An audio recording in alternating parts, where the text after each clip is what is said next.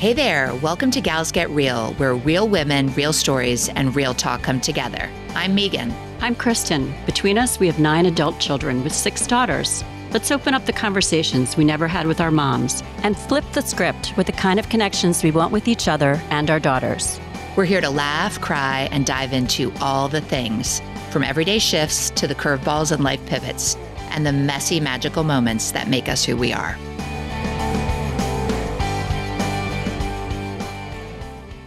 Hello, Jodi. So we're so happy that you joined us today. I just have a quick introduction to tell our audience a little bit more about you. So Jodi Wellman is a speaker, author, and facilitator of Living a Life Worth Living. She founded 4,000 Mondays to help people make the most of the time that they are alive. She has a master's of applied positive psychology from UPenn, where she also assistant teaches in the master's program. I know this is all very impressive. She is also a certified coach and has a book called You Only Die Once. And yes, she has an amazing TED Talk. And it is called How Death Can Bring You Back to Life, with over 1.3 million views. Wowza, and it's very good. So again, Jodi, thank you so much for being here. I guess we were going to start today. Kristin and I have read your book. We listened to your TED Talk. We were sort of inspired and really enjoyed it. But for our listeners who maybe haven't read your book and hopefully will, or seen your TED Talk, could you just tell us a little bit about kind of how you started on this whole journey? Oh gosh, I'm happy to. And I'm happy to be chatting with you guys as we'll talk about, time is of the essence because it's ticking down for all of us. And so getting to spend this time with you guys is pretty cool. So thank you. Right back at you. Oh, the obligatory, I love it. I love it. So I become smitten with this weirdo topic that I'll call memento mori, because that's the Latin phrase that really means, remember, we must die. And so before any of your listeners head for the hills and click off and somewhere else, don't go anywhere just yet, because even if she's Grim Reaper. Oh, and I'm going to mention him. I'm his freaking PR agent. That's my job, is to extol the virtues of not the idea that we're going to die is ultimately supremely terrible, but it can be the animating thing of life, right? That reminds us that, because time is, in fact, the hourglass has been flipped. For many of us, it was flipped a long time ago. It's one of those reminders to live. So this is not a conversation about death. Let's be super duper clear. For anyone who is prone to deny it, which is most of us, it's that, wait a sec, let's just tune into the fact that we're temporary. And how can that be, good news, empirically based, it's rooted in psychological science, that it can actually encourage us and help us to live with more intention. And I think that that's pretty cool. I agree in an odd way. 100%. Yeah. Yes. It's pretty motivating if you think of it that way. Yes. Right. Yes. And if we poke fun at it in just the right ways, because trust me, I struggled for years how to transition my career from, at the time, I was doing corporate for 17 years, and then I was doing leadership development and coaching for a dozen years. And then I was wanting so badly to talk about carpe diem, but not freak people out. And, I think I found a way. Right. Yeah.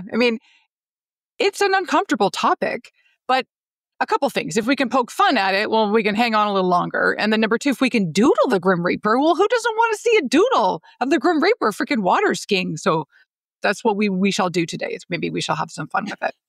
Humor is key. And also when you put it down to the amount of Mondays that a person may have left in their life. Yes. You can put that to a positive, or you can say, oh my gosh, Tuesday. Right. I'm the first to admit that I'm rankling, right? Thank you for bringing up Mondays, because, 4,000 Mondays is the name of my company. And that's just because roughly we get 4,000 in total. And I do this thing. It's my party trick. I don't really do this at parties, but where I get us to count. I do this in my workshops and keynotes, counting how many Mondays we have left. So for example, this week I have 1,400 or 1,743. And that does rankle, that does create scarcity. And I know that in most environments where we're looking to live these better lives, there's usually that pull between scarcity and abundance, and who wouldn't pick abundance? Except in this case, I'm going to make a strong argument with my friend, the Reaper, that this thing called temporal scarcity is to our advantage. It's to do the countdown and say a little bit of, holy crap.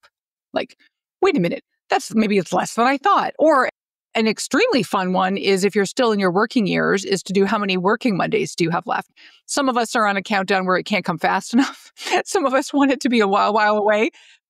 But that's ripe for reflection, right? So can we just get a little bit of history? I'm just sort of curious for our audience how you arrived here. Yes.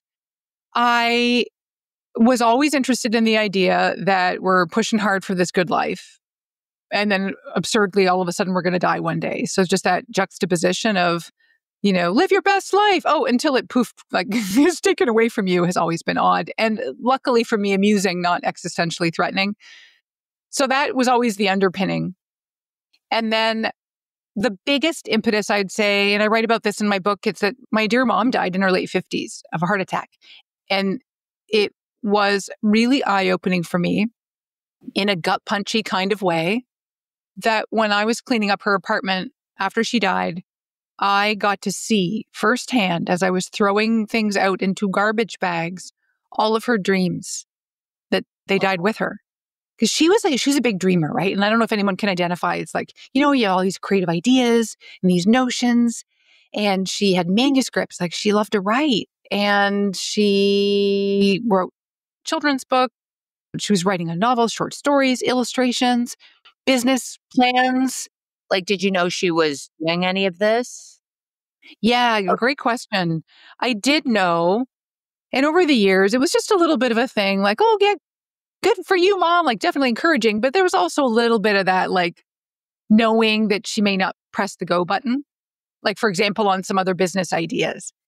But you know how you just know someone over the span of time, and then all of a sudden it wallops you when you are putting their items in garbage bags, like I said. It just was the volume and the concentration of it in that one moment.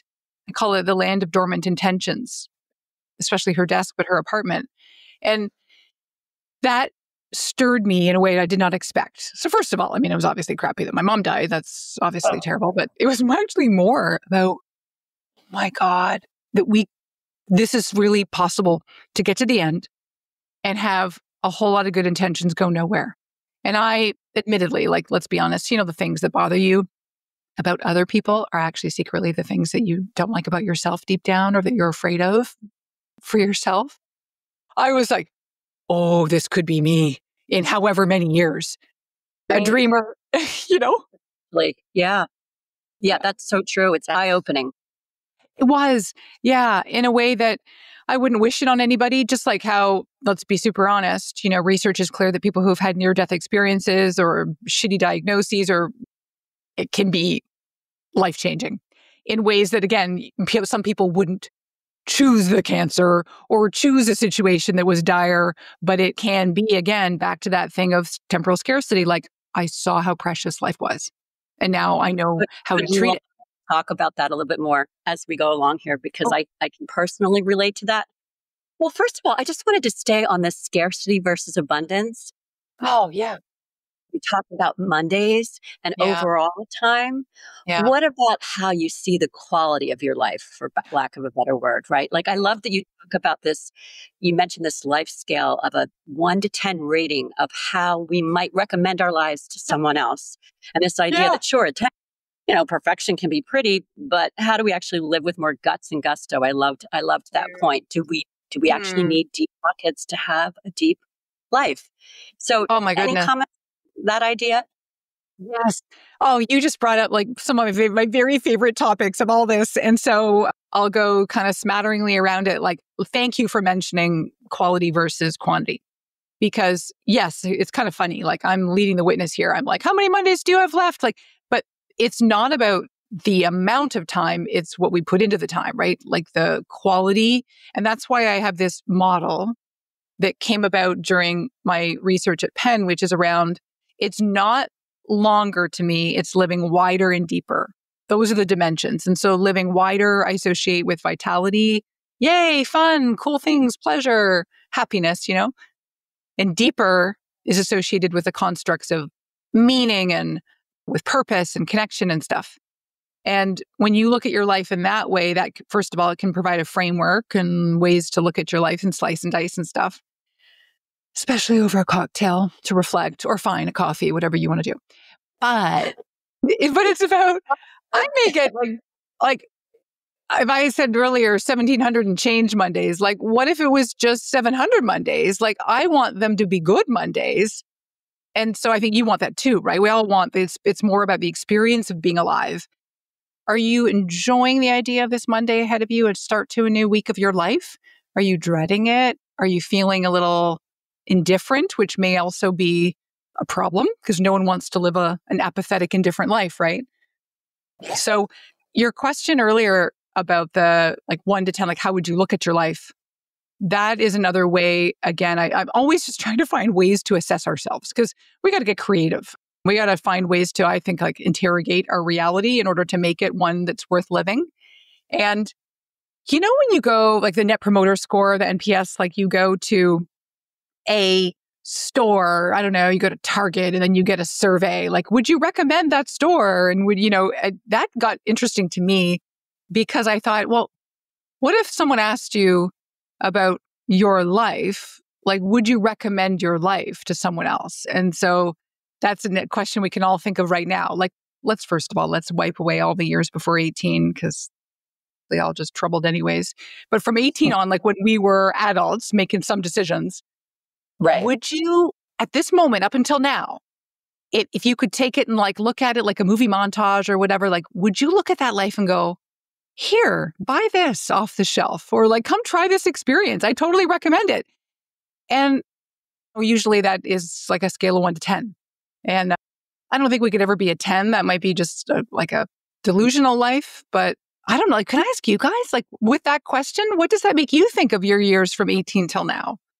There's so seasons of life too.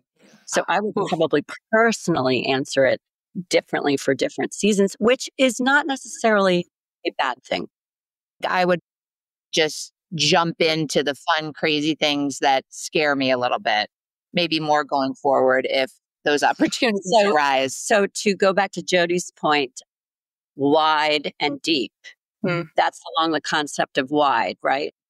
The fun stuff that could be things that are associated with pleasure. And now, let's be honest, we could split hairs here, which would just not be fun because some activities and things we do could be both widening with vitality, but also deepening with meaning, right? So it is an overall balance because in those crazy moments, you might not feel like you're getting deep enough. And then when you're getting too deep and you're not too deep, but solving problems or bonding over something, and sometimes it's a struggle or a hurdle to get through. And then you're like, well, where's the fun? Yes. But if you look over, I think that's why I'm saying seasons too, because if you look over the course of time, yes, then perhaps there's some satisfaction in attaching a rating over a period of time. Well, that's super profound. I love that. I feel like you're saying don't get too stuck in something like regret, for example. And let's back, because your concept of agency really rang true with me, right? Sometimes you get stuck and then you forget, no, wait, hold up. You're just living this life. This is all part of life. And let's realize we have a hand in some of our choices, behaviors, maybe even the outcomes that those lead to. Oh, that was one of the biggest ahas in the science of positive psychology, I think, for me and for many others, right? It's that we often feel like we're a victim of circumstance. And research is clear that our intentional action is responsible for sort of almost half of our lives. So some of it's genetic, maybe our predispositions to be depressed, for example, or pessimistic or whatnot. And some of it is circumstance. A lot of it, a huge chunk of this pie. I remember drawing a pie for the book, a giant apple pie. No, I did lemon meringue. I chose lemon meringue for the husband. Oh, I thought you liked carrot cake. I love carrot cake, but I had to do a pie. It was a pie chart, so I had to make it pie. I should have done pecan, but it's really hard to draw a pecan pie that looks decent. Thank you for asking about this. These are the important things. Yeah, we're sort of steering the ship. And I think that's scary, though. It's a lot easier as I have found over the years, because it's so much easier to play it small or on the sidelines. Because if you have a dream or this idea that's kind of exciting, it often and some of it is literal, like jumping out of a plane, like that's just downright scary, right? But for others, if like we have a dream where maybe we want to start, like you guys, a podcast, or it's like starting a part of a business, or making a big move, or putting yourself out there to date again, or trying a hobby that might reveal that you're not skilled and you might look like an idiot in the class where everyone else is sculpting and you look like a moron, which who cares? Like, I don't think you actually would, but that's the voice inside, right? No, but it's the voice inside of you. And I think that's why as we get older, it's harder to sort of take those risks and step out of your comfort zone. But I think that even as just starting this podcast, we've met so many amazing people.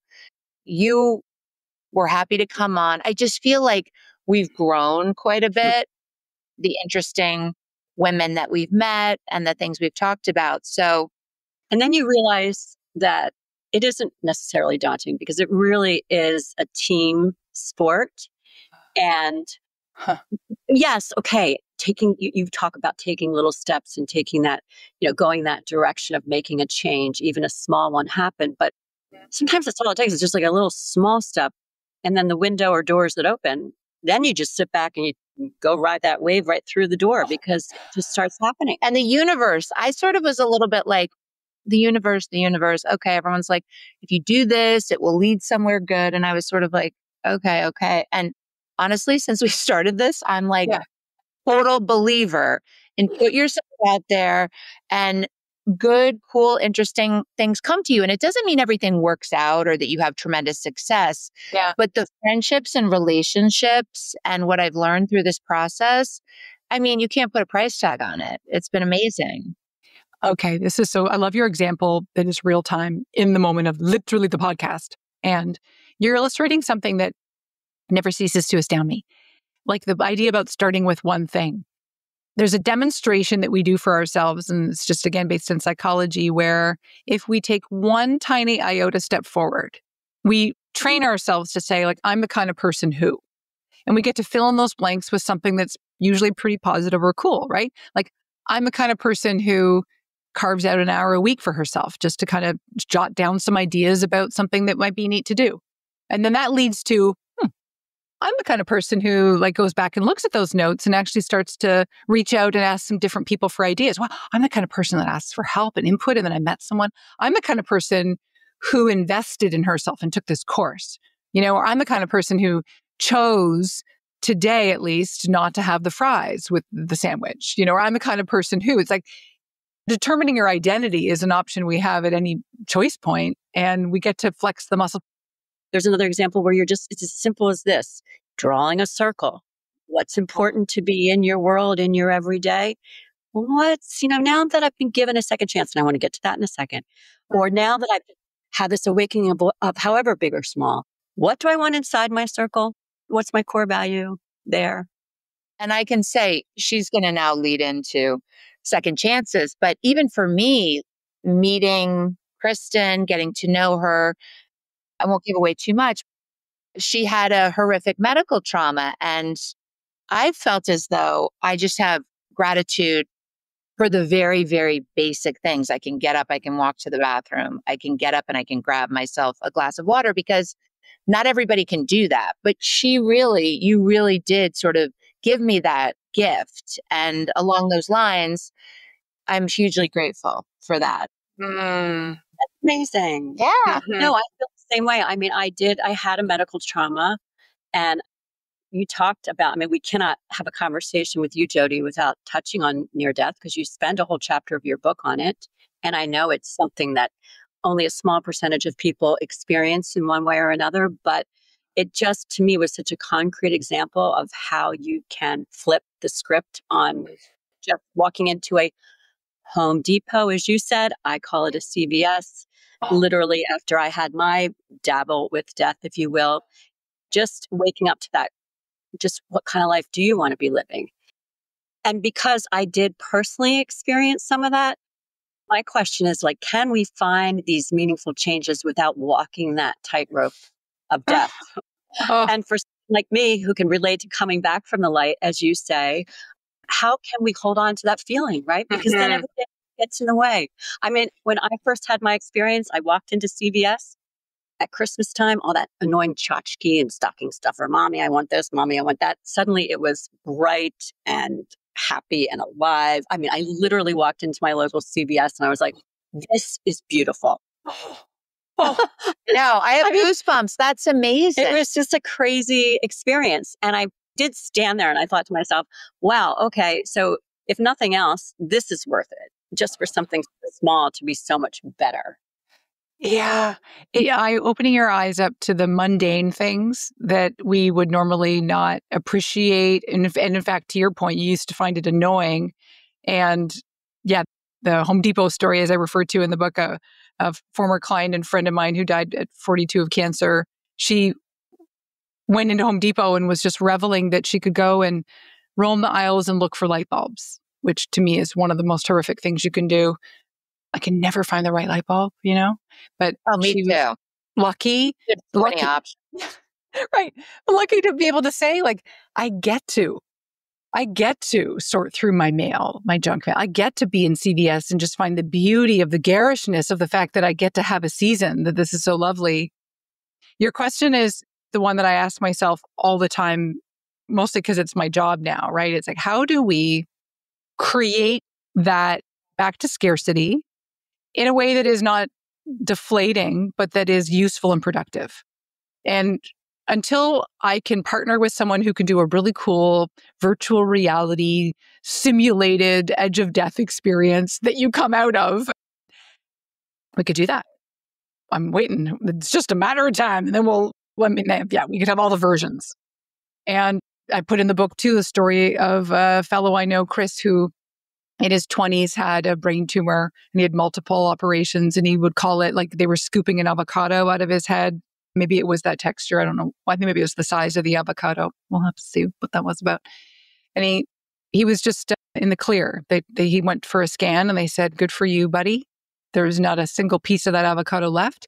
And he sat outside the hospital in Philadelphia on a bench in the parking lot, like right outside the hospital. And he marveled. He looked up in the air and he was just in this sort of like transcendent state of like, I get to be here. And for him, what struck him was seeing the helicopters that were landing, taking patients from other sites, and landing on the top of the hospital on the landing pad. And he said that like the amount of gratitude he felt in his soul and his body, that as humans, we could invent these machines that bring people to and from, and they land with precision. I mean, he was going deep because he was just like, I have this clarity. I have a newfound way of looking at life with appreciation. My priorities are straightened. So he left his job and changed his job completely because he's like, I don't want to spend my time doing that soul sucking stuff. I want to go over here and maybe I'm going to make less money, but I'm going to do this thing. And so sometimes it is that refinement of priorities. But how do we do it? Now I'm getting all excited by the stories, but it's that we have to envision you get to come home. And I do this a lot. Like I'll sit here when I'm finding myself just swept up by the stupid small stuff, which is often.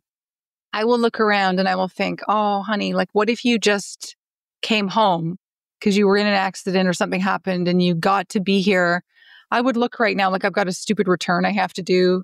And the company where I bought this outfit, they're giving me a hard time with the return. And I'm getting so mad by it. Like I'm actually, cares. Like right now, if I refresh myself and I go, sweetie, like you get to be alive. You almost weren't as of yesterday. You get to be here. I don't care about the return. I'll figure it out. Like, even if who cares? Can I be nosy then, Kristin, and ask you, like, because back to that part B of your questioning here about like, how do you keep that special feeling? Have you found, because it would be normal for it to be fleeting, like, have you found that it has waned? Thank you for saying it would be normal to be fleeting. And the answer to your question is yes, comes and goes. So there are periods of time where I'm like, what the heck? Get that feeling back. You're lucky to be alive. We're lucky that you now know what the medical community is all about and how much nurses and physical therapists and occupational therapists give. You're lucky to have looked in the eyes of so many people who have seen struggles that you would have never even known before, probably had. Yeah. Yeah. Wow. And I'm going to take this in a different turn, but I do want to come back to something that you said, because I think it's like a super important segue. But even like my dad is aging and I'm looking after him remotely and he has dementia. And I have to stop and say to myself, I'm grateful that I get to be driven to drink with your dementia. Like, I'm grateful that I get to have this like bonkers moment, because that means you're here versus not. Yeah. You know what I'm saying? Yeah. Yes. That's yes, that is really, I hope that you share that with other people who are going through that with their parents. I mean, a lot of what we will end up talking about is just both sides of our lives, the kids we're raising, and then of course, what's going on with our parents. And much of that. Yeah. Yeah. We need to reframe it. It needs, trust me, I got to reframe that puppy daily. And it takes work, but let's go back to it takes work and then the normalizing. We are built as human beings to adapt. We adapt to the good things and the bad things remarkably. And so what that means, though, is that for people that I have worked with or known or studied who have had an experience, a brush with death, there is often this sort of epiphany about how I want to live my life.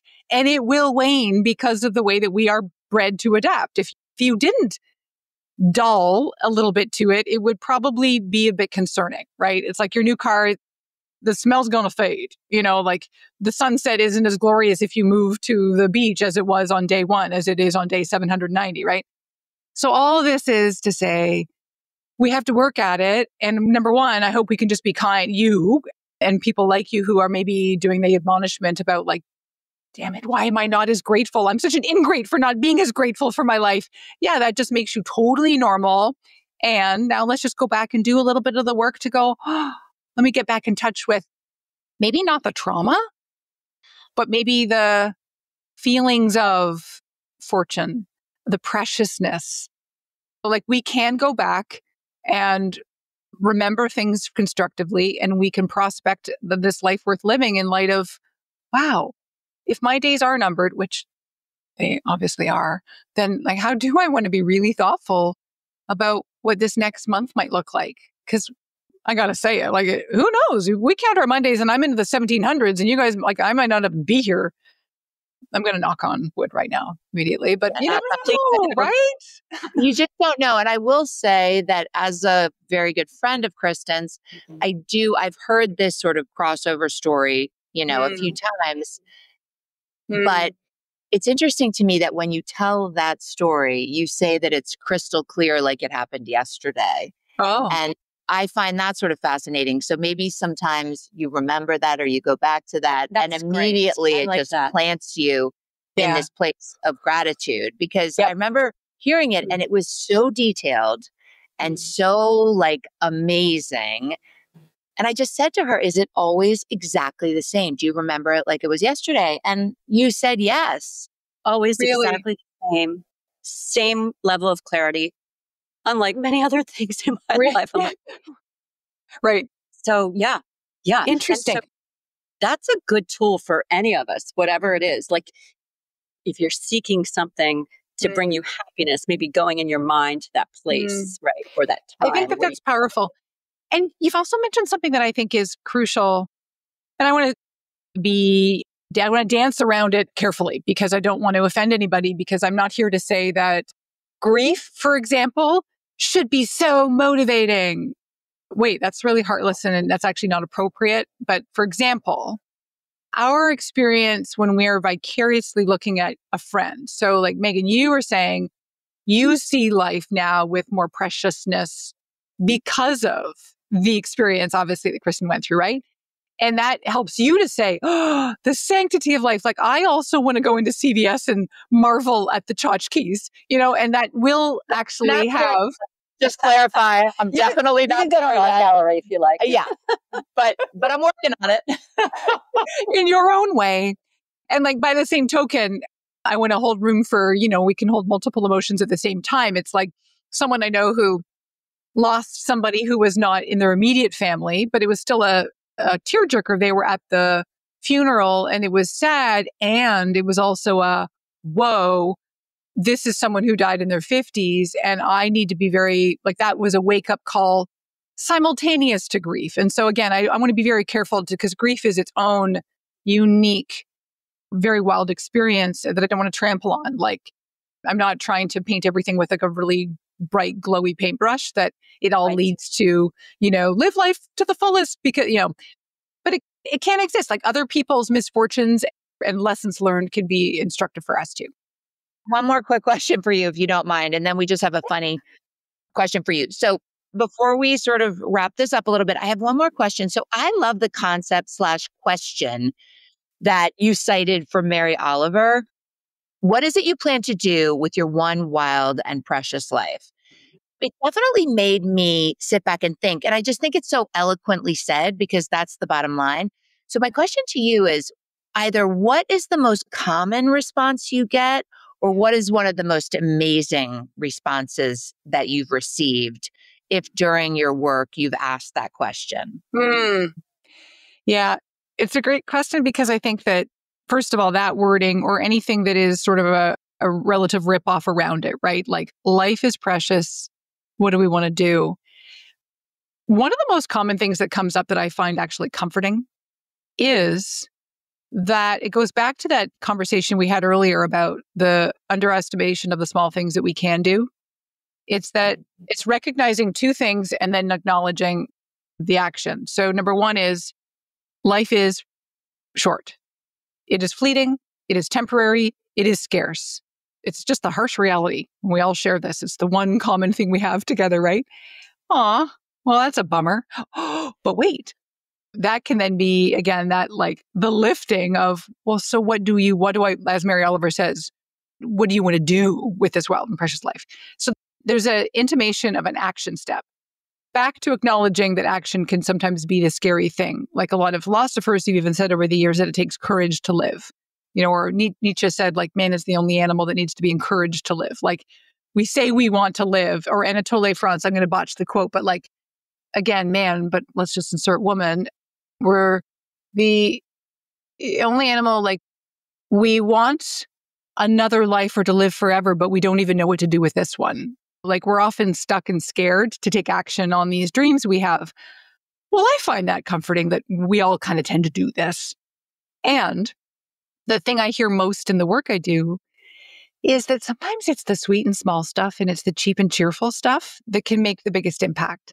Because I think we tend to go like black or white, all or nothing thinking that, wow, okay, so to live a life worth living, it means that I need to in some way make more money to afford the lavish life. Well, I never said anything about lavish. I mean, lavish is very nice, but same thing about like time. Many of us are time poor, and that probably won't really change. But yet some of the things we'll talk about can actually be done in the squeezed moments of time. So the resources of time and money and energy, I'm really tired. Okay, I get that. It's that to live a life worth living, it might mean identifying what are the things that make you feel alive? What are the things that make you happy? And a lot of women, we've lost the plot on it. We've lost touch because maybe you're caregiving for other people and you know their favorite Saturday, but you don't know your favorite Saturday or your favorite thing.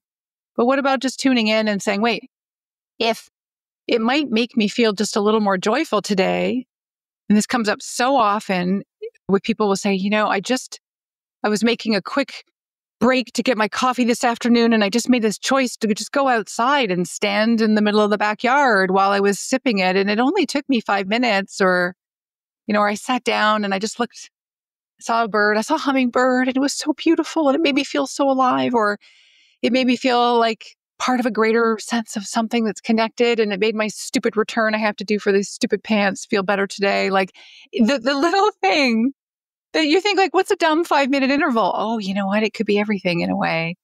And don't underestimate again that a choice you can make that doesn't have to cost a lot or take a lot of time can be something that then flips the script to have you come back in from maybe outside, or I'm an indoor cat. So for me, I would be something indoors maybe, but like maybe it's that you stop and just decide to take 5 minutes just to do deep breaths, or you decide to stretch on the floor or do your favorite yoga pose, or you call someone you love, or you text and have a really funny exchange with a friend, or you go and read through a journal from 1997, or you go back and look at your photos from your trip something that can just put you in a positive emotional state, that can then lead to the difference of a better conversation with the next person you have, or a better sense of motivation to maybe send out that daring email where you want to ask an interesting guest on your podcast, or you want to reach out. So these are little moments where I think the things I'll ask people about what makes them happy, it's often not the big shiny stuff. It's the stuff like tending to my garden or petting my dog or just doing a simple doodle and giving it to my daughter, or going to Subway with my kid for lunch on a Friday, $5 footlong, like something that's just so seemingly simple, right? So simple. So my sister is a beautiful writer and she loves to write. She is a coach in her day job, but she's a beautiful writer. So she writes on Substack. And in one of her articles, it was so interesting. So she just has this Google Nest. So it's just this screen that scrolls through pictures all day long in her kitchen. Oh. And in the article, she said, that has made me 10% happier in my life. When I'm making dinner, when I'm sitting there and I'm having coffee in the morning, she's like, I'll just glance over and it'll be, to your point, it's all about relationships, friendships, family that really feeds the soul. So she'll see a cute, funny picture of a group of people or of her kids. And she's like, it literally makes me that much happier. And so what did I do? When she asked me what I wanted for my birthday, I'm like, I want one of those. And it's sitting in my kitchen and it just brings me joy. It makes me happy. And to your point, there are often just small little things that you don't even really think of or you don't motivate to get or hook up or figure out. And then when you actually do, you're like, wow, this makes me so much happier than buying that handbag or than buying the fabulous pants you bought that now you have to annoyingly return. I'm going to get a Google Nest for this Christmas. Yes. Watch sales spike, right? Gosh. This episode should be sponsored by Google Nest. Yes, 100%. In fact, I love that idea. For my mother. Yes. And for their grandma. What the heck? What the heck? Everyone, let's go. Okay. You know what? I'm so glad that Meghan had the guts to reach out to an interesting guest and bring her on. I mean, honestly, to that point, thank you so much for being here. We know that there are literally a million podcasts out there, and so many of them are so, so good. We'd love for you to tell your friends, daughters, and all the women in your life to tune in, get real, and share all the things. Yes, share your stories with us by DMing and following us on Instagram at Gals Get Real Pod. And please subscribe, like, and share wherever you get your podcasts. Until next time, lots of love.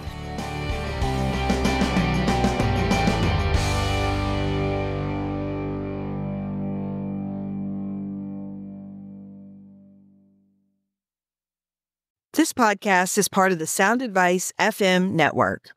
Sound Advice FM, women's voices amplified.